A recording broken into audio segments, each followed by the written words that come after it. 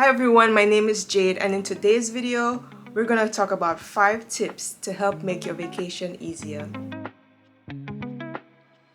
These tips are valuable because I've used it and it's helped me a bunch. Hopefully you have a vacation coming up soon, whether it be a getaway or going to visit family or just going on an excursion. Either way, I believe these tips will help you. And without further ado, let's get into it. Tip number 1, you don't have to wait for your vacation for you to implement tip number 1. Tip number 1, we're going to get into the mindset of being on vacation. For this mindset exercise, let's close our eyes. And in our minds, let's imagine that our trip is finally here. Hopefully it's something that you're looking forward to. You've just left your house with your luggage, and we're thinking about our commute to the airport. I'm going to ask you a quick question. How does that feel for you? Ideally, what would that feel like for you, that commute to the airport? We're trying to make it an easy experience. So what sort of commute do you imagine having to make that an easy experience for you? You're at the airport now. Checked in your bag, or you've checked through TSA, and now you're at the gate. They call your flight, you boarded your flight, you're in your seat now, and the plane takes off. You're reclined in your chair, you're one step closer to getting to your destination. You brought a book with you, maybe you brought your favorite music, or you're catching up on stuff, or you're watching a movie, trying to relax as you get closer and closer to your destination. Finally landed. Your arrival was smooth, and you made it out to the airport. You made it to your destination safely. How do you feel now? You're finally on vacation. Right. Hopefully that was easy for you. Tip number 1 was a mindfulness exercise to sort of get you to imagine how you want to feel when you're on your vacation. And this doesn't have to be on a vacation day or during your vacation. You could actually start to imagine that before you go on your vacation. Trust me, I did that and it's helped a lot. And we'll further expand on how the mindset will help in the other tips. What else came to your mind? Did something come up that you didn't consider? Maybe that came up for you during the mindset exercise. Maybe you have too much or too little. Maybe there's more you need to do or to let go of. What came up for you during that mindset exercise? Were there things that came up for you that you didn't imagine to consider? Or maybe you considered everything and you're just ready to go. Was it a relaxed state of mind? Did you find yourself anxious? See, this exercise helped you come into the frame of mind for getting ready for your vacation. Now let's move on to tip number 2. Tip number 2 is very personal for me. It has to do with food. I'm going to call tip number 2, nourish yourself but not at a high price. Now if you've traveled through the airport, then you've seen that airport food is expensive. As a matter of fact, in 2020, BusinessInsider.com reported that food at the airport can cost 200% higher than the same food outside of the airport. Now we're talking about food like coffee, water, a simple breakfast sandwich, you name it. I could tell you, there was one time I was traveling through the airport and I wasn't in the mood to spend a lot of money on airport food, especially since I wasn't there for a long time. So I decided to go to one of those self-serving sort of stations to get maybe a sandwich or something. So I saw a peanut butter sandwich, maybe peanut butter and jelly. Would you believe the peanut butter and jelly sandwich cost me almost $8? That's crazy to me. I could get a whole loaf of bread for $8. Okay, that was just crazy to me.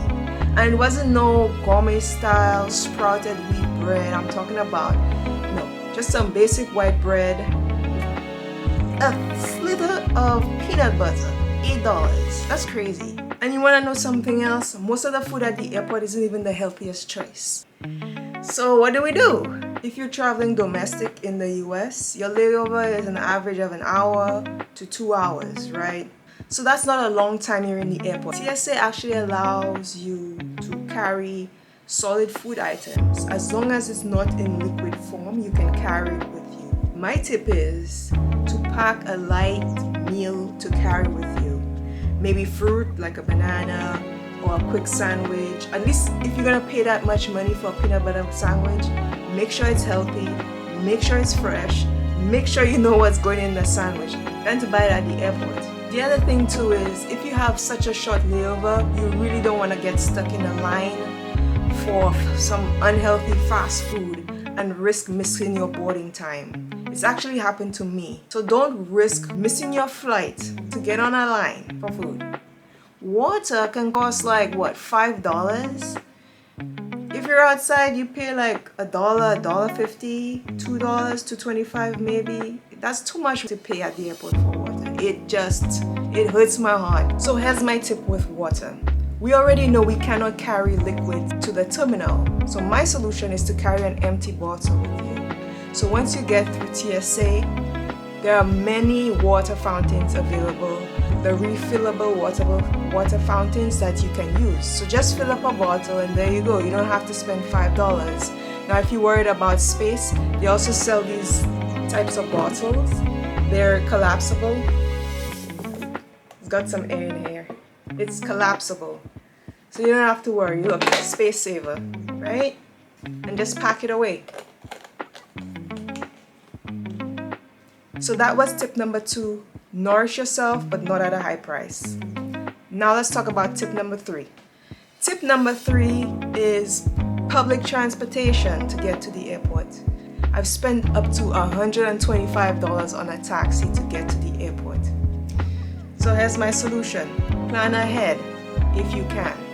If you live in a large city like I do, several public transportation modes get you to the airport. Subways, the rails, some of the buses get you to the airport.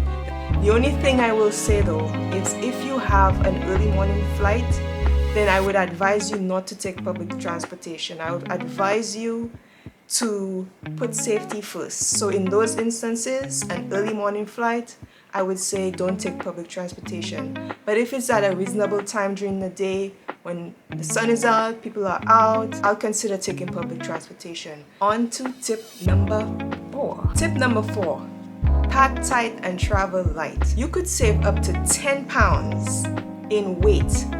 That's the difference between a check-in bag and a carry-on bag. Checking in a bag these days can cost you up to $55 on some airlines. So I'm trying to save you some money here. Listen, travel with light clothing and travel with travel-sized products. Think about it.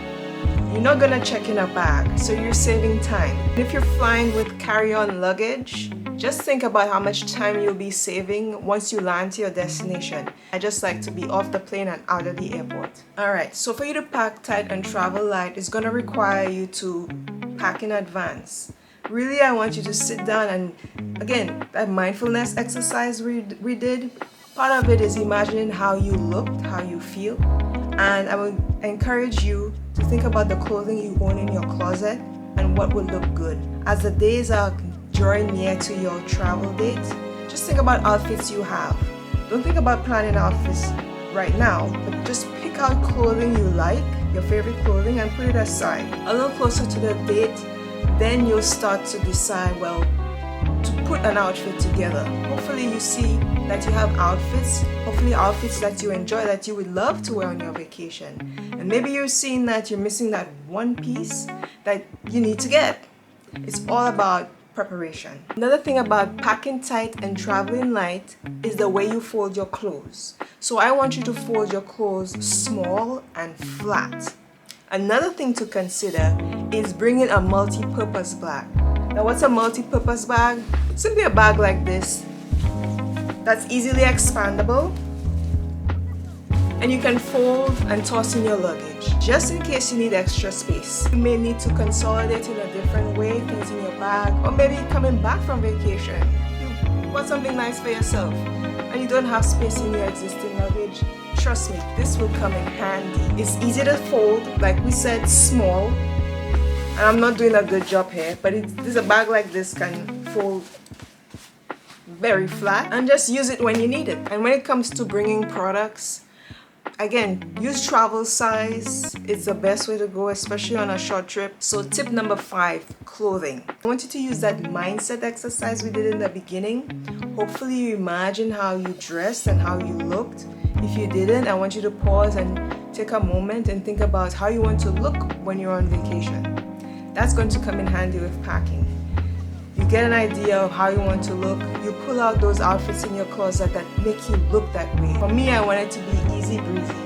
You're saving yourself time. You're being very intentional with the clothing that you're picking to travel with. And you're actually going to end up building a capsule wardrobe. You could look up capsule wardrobe on YouTube. There's several videos on it, but basically it's a wardrobe with limited pieces. Some capsule wardrobes are like 10 pieces, and you just mix and match. So kind of get in that mind frame when you're packing for your trip. Now I touched on it a little bit in tip number 4, pack tight, travel light. And I'm going to say it again, bring light clothing. So avoid heavy clothing. The heaviest clothes that you bring on you to travel is what you're wearing when you travel, especially if you're traveling from a cold climate to a warm climate. So maybe you're wearing boots and maybe you're wearing sneakers to the airport. You could use that on your trip. If you can, travel with sandals. Sandals are very light, especially for the ladies. Sandals are very light and you get more versatility. They don't take up a lot of space. I think I brought like 3 sandals with me on my last trip, and like I was thinking about how I wanted to look, and you know, I needed a different sandal. And that's part of imagining how you want to look. If you want to slay and look good, you know, you could easily do that with a sandal. And lastly on the clothing is accessories. Consider a scarf, consider sunglasses or a light hat to tie in your outfit together. Part of tip number 5 with clothing is to consider doing laundry when you're on vacation. So on my last vacation, I did laundry at a local laundromat. It was my first time doing it, and it's actually a thing. In my neighborhood, I see tourists doing laundry all the time, and there's a perfectly good reason for that. Clean clothes weigh less. And guess what? If you find yourself washing your clothes while you're on vacation, you're less likely to pack more clothing than you need. So you're reusing clothes, you're committing to your capsule wardrobe, and you won't be confused about which clothes is clean and which clothes is dirty. And think about it, when you come home from vacation, all you have to do is put the clean clothes away. You don't have to worry about doing laundry when you get back. So my bonus tip here is to do laundry while you're on vacation. Great! So we made it through my 5 tips for making your vacation easier. I hope you enjoyed it and I hope you found it valuable. And if you liked my video, please consider subscribing. Until next time, bye!